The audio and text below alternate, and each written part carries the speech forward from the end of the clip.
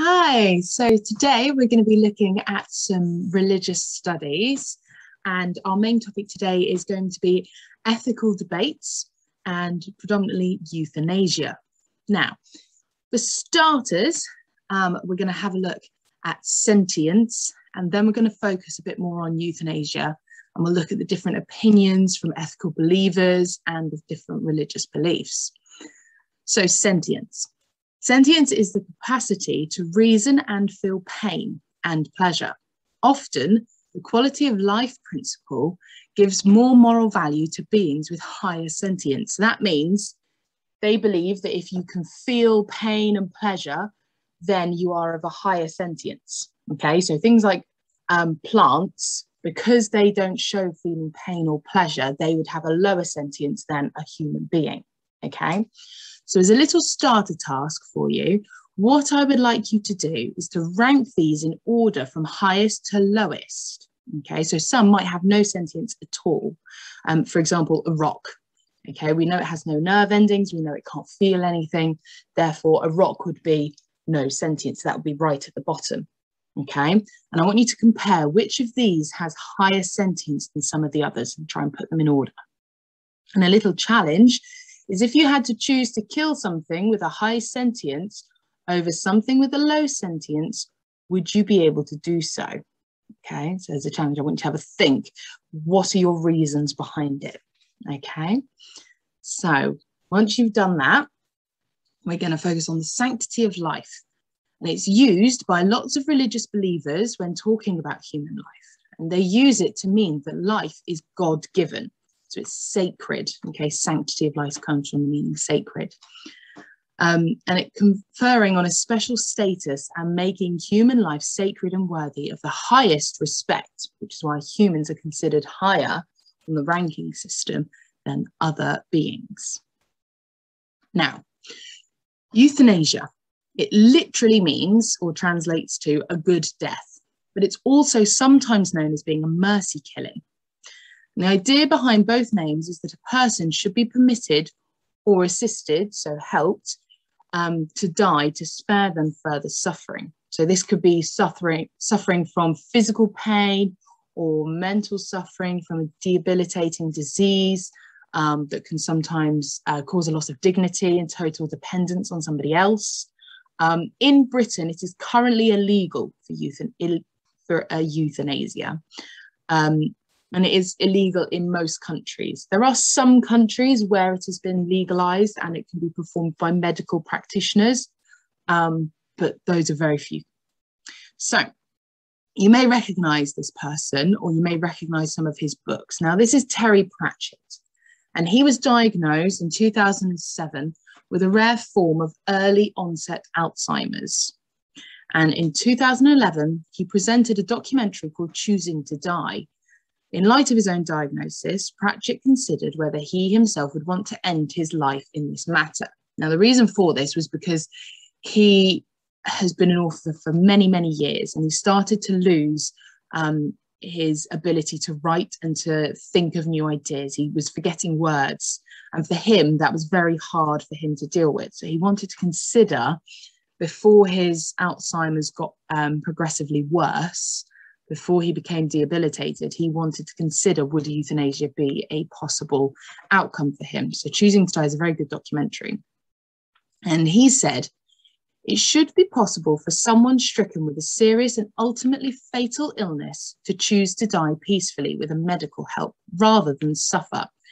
So it's not to say that they could die any way they liked. It was rather they were going to be put to sleep with, medical practices via doctors and things like that. In 2005, however, he died, but not by assisted suicide. Instead, he died of natural causes at home. So although he'd done this documentary to highlight some of the pros and cons of euthanasia, he didn't actually follow through himself. He died by natural causes. So what we're going to have a look at now are the arguments for and against euthanasia. Some of them may go in the middle, and it will depend on how you can argue these points across. Okay, so some of them may be in this middle section here. So what I'd like you to do is you can either cut them out or color code them, however you like, using your worksheet. to go through these points here and put them in the for or against. So, sanctity of life. Human life is sacred because it's a gift from God.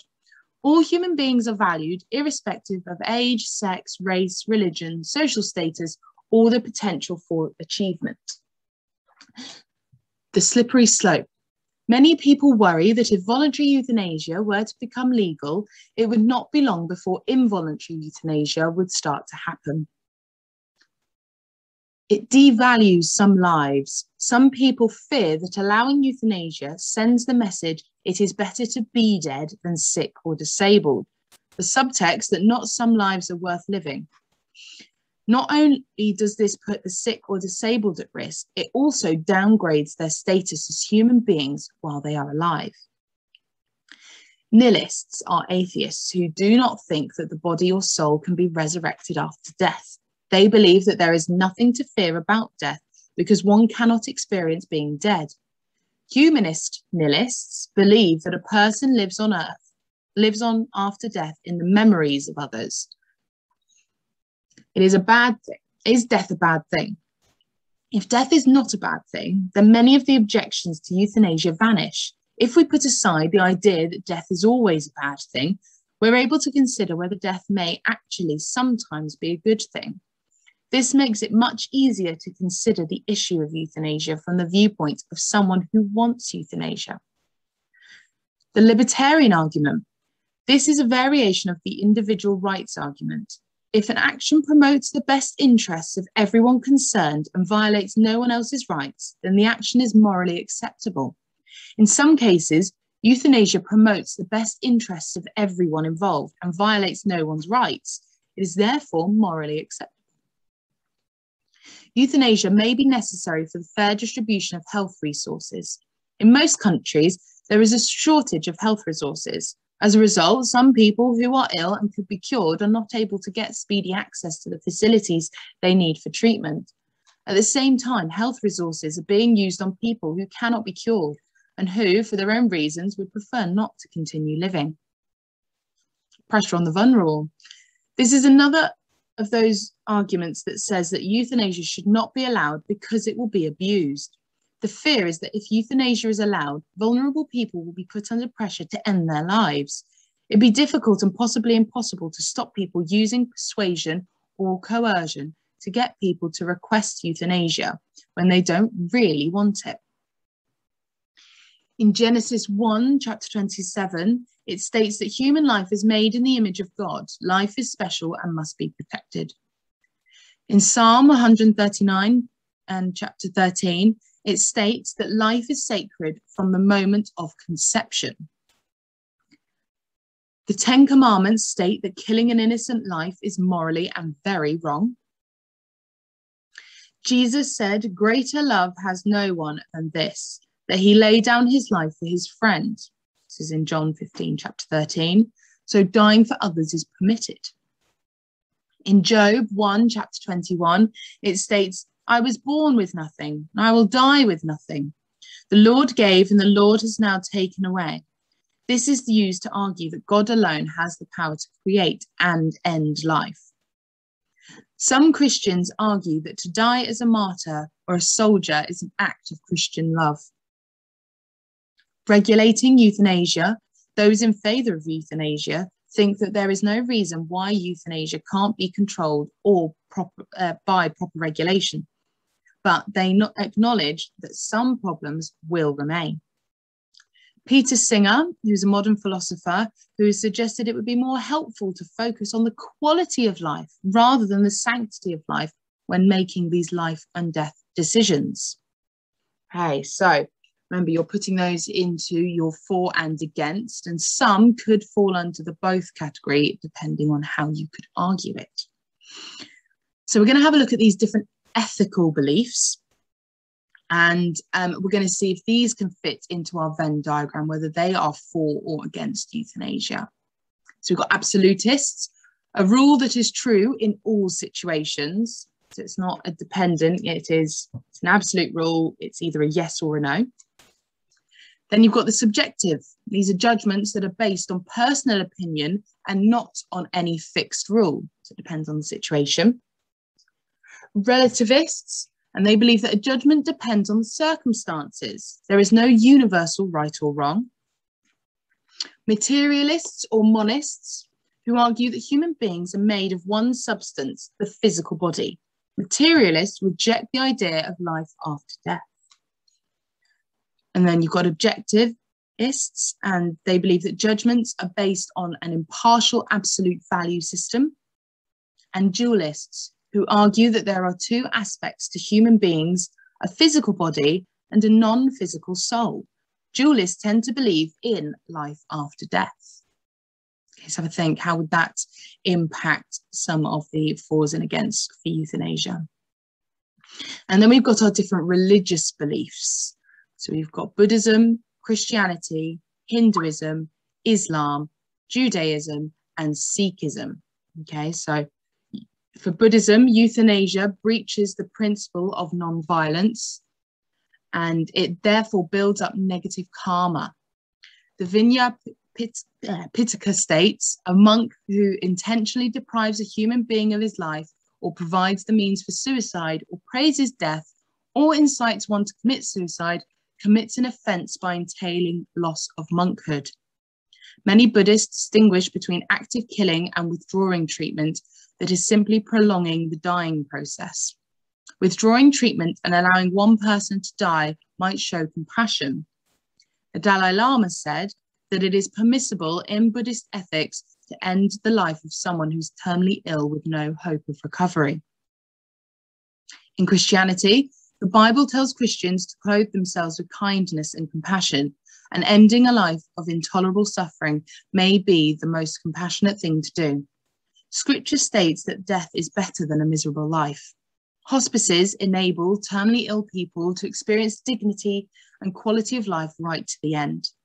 They give the dying a sense that their lives are still sacred, whereas euthanasia denies that.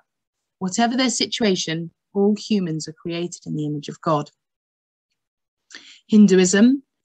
Some oppose all types of euthanasia, believing that it is tantamount to murder, and that even in the case of life support, it interferes with the process of reincarnation. It damages the karma of both the doctor and the patient. According to the monastery of the Himalayan Academy, all those involved, directly or indirectly, in euthanasia will proportionately take on the remaining parabhadra karma of the dying person. Some Hindus accept euthanasia in the case of those who are very old or very ill. They may choose to stop eating and drinking, and this is seen as renouncing the world and putting it in its perspective. It is viewed as a sign of great holiness. In Islam, Allah had planned the course of all lives, so suffering of someone who is terminally ill may be part of that plan. Active euthanasia, therefore, to interfere with Allah's will. It is Allah who gives you life, then gives you death.